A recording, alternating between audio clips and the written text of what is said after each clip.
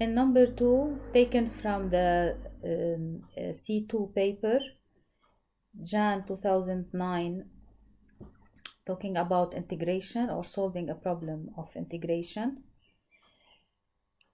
We have a figure here that shows the part of the curve C with equation y equals 1 plus x in times 4 minus x. The curve intersects the x-axis at x equals minus 1, so at x equals minus 1, and at x equals 4, and these are the bounds for your figure.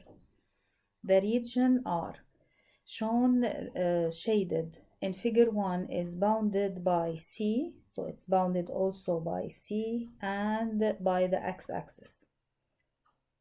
So you have 1 and the 2 and the 3 and the 4 boundaries for the area or the region R.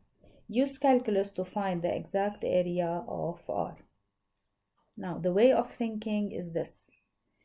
We first need to pinpoint the boundaries that you should write on the integration symbol.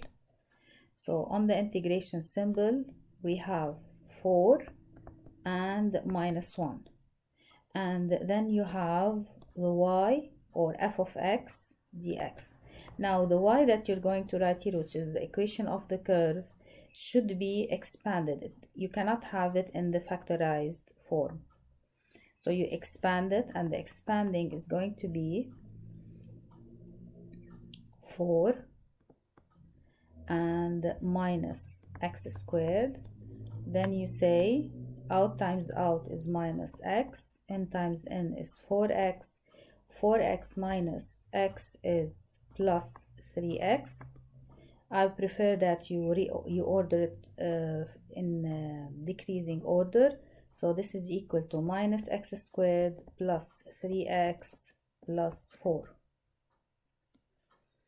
And then you integrate, and integrating, let me remind you how to integrate. You take the exponent, you add 1, and you divide by the new exponent. So here it's going to be 3 divided by 3. 3x to the 1 is going to be 3x squared over 2. 4, which is a constant, it means x here is 0, so 4x to the 1 over 1. And then you write here the bounds in order for you to replace them in the second step. So you place the 4 and in this expression, minus, replacing the minus 1 also. From here onwards, it's calculation.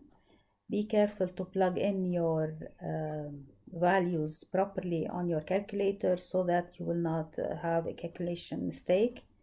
And in the end, you're going to get 125 over 6, which is the area of the region R.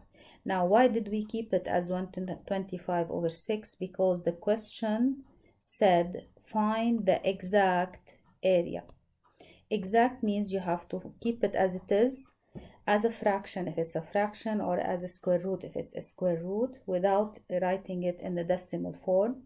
So if your calculator does not give you a fraction for an answer, you have to do it.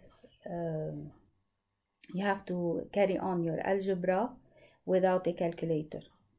So be careful. If your calculator doesn't give you an answer which is a fraction, let's say here, or a square root, you're going to use steps in order and show your work in order for you to have the exact area in this form.